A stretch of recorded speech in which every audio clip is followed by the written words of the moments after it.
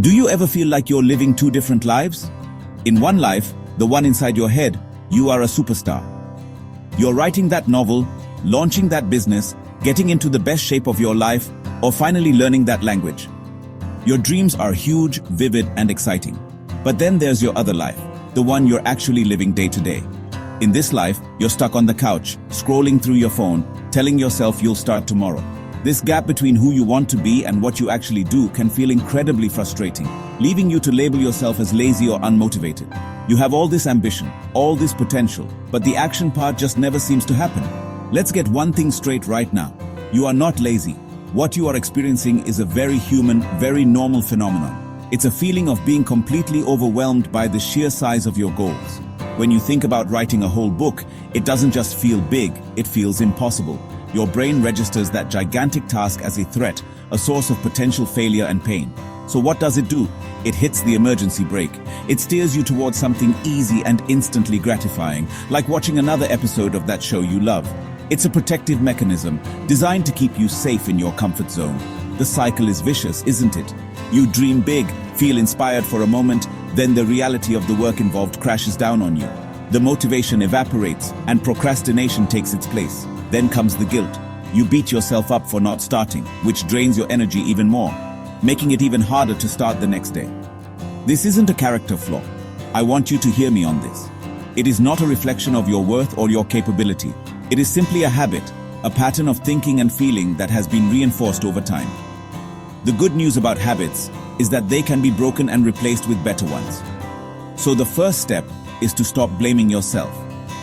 Forgive yourself for every tomorrow that never came. Give yourself grace for all the times you chose comfort over challenge. You are not broken. You are just stuck in a neurological loop that millions of people are trapped in. The feeling of being ambitious but lazy is just a signal. It's your mind's way of telling you that your approach is wrong.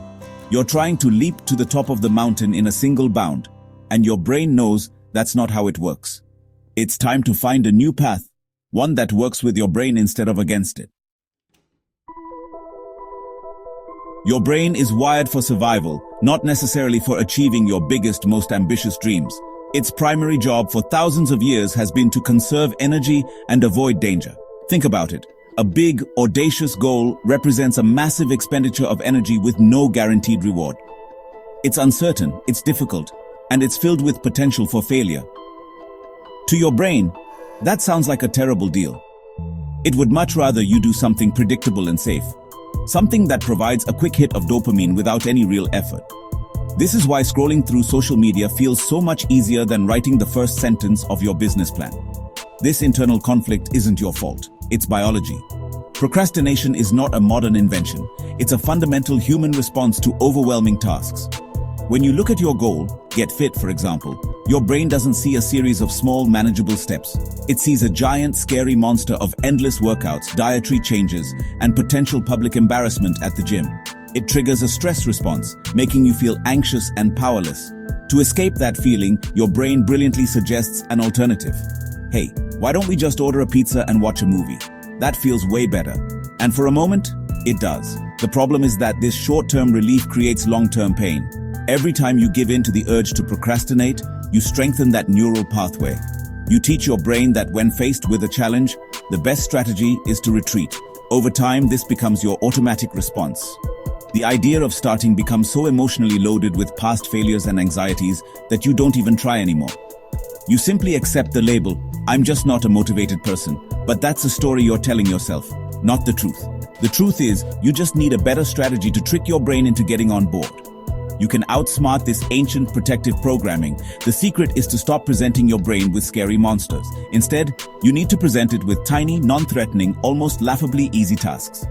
Your brain is smart, but it's also a bit gullible. If a task is so small that it seems to require almost no energy and poses zero risk of failure, the brain's alarm system doesn't go off. It doesn't perceive a threat, so it doesn't need to protect you by making you procrastinate. This is the backdoor entry to taking action.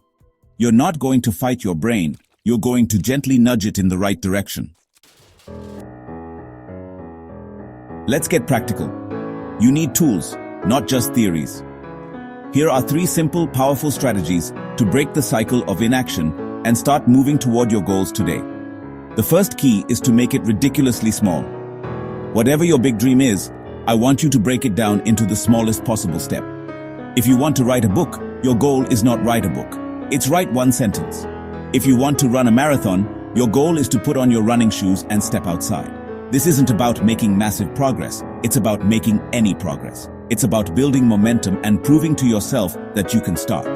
The second key is to create easy routines. Stop relying on willpower. Willpower is like a muscle. It gets tired. If you depend on it to make big decisions every day, you will fail. Instead, build simple automatic habits that remove the need for decision-making. If you want to exercise in the morning, lay out your workout clothes the night before. Place them right next to your bed so you practically trip over them. If you want to read more, put a book on your pillow. These are environmental cues that trigger an action without you having to think about it. The goal is to make starting so easy that it's harder not to do the thing. The third key is the famous 2-minute rule. The hardest part of any task is getting started. The resistance is highest right at the beginning. So, make a deal with yourself. You only have to work on your task for 2 minutes. Anyone can do something for 2 minutes. Want to clean your messy apartment? Just clean for 2 minutes. Want to learn to code? Just watch a tutorial for 2 minutes. What happens is magical. Once you start, inertia takes over. An object in motion stays in motion. Often you'll find that after 2 minutes, you're in the flow and want to keep going. And if you don't, that's fine. You still won. You showed up. And here's a bonus tip. Reward yourself for starting. After you complete your tiny task, your 1 sentence, your 2 minutes of cleaning, celebrate. This isn't about rewarding the outcome, it's about rewarding the act of starting. Give yourself a small, immediate prize. Listen to your favorite song. Have a cup of tea. Do a little happy dance. This creates a positive feedback loop. Your brain starts to associate starting with a good feeling, which makes it more likely that you'll want to do it again tomorrow. You're hacking your own reward system to build a habit of taking action. The journey from dreamer to doer is paved with small, imperfect steps. It's crucial to shift your mindset from perfection to consistency. You don't need to have a perfect day. You don't need to write a flawless chapter or have the best workout of your life. You just need to show up. 1 sentence is better than 0 sentences. A 2-minute walk is infinitely better than no walk at all. It's the small daily deposits of effort that compound over time into massive achievements. Stop waiting for the perfect moment, the perfect mood, or the perfect plan. Perfection is a myth that keeps you stuck. Consistency is real, and it's your greatest ally. Along this journey, you will stumble. There will be days when you don't feel like it, when you skip your small task, when you fall back into old patterns. This is not failure. It is part of the process. Everyone who has ever achieved anything significant has faced setbacks. The difference between those who succeed and those who don't is not that they never fall.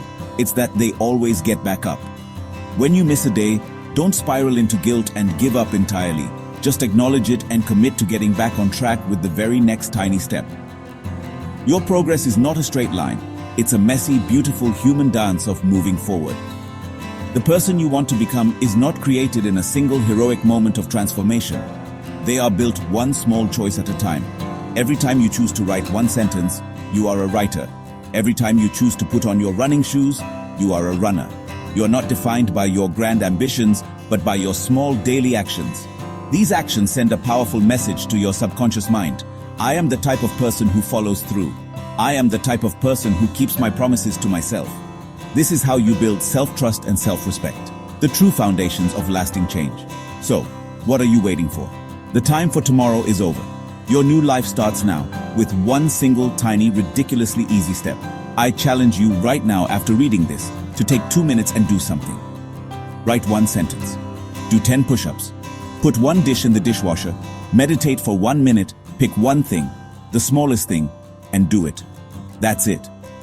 That's your victory for today. You are not lazy. You are ambitious. And your ambition is about to be unleashed, not with a roar but with a whisper. Start whispering. Start now.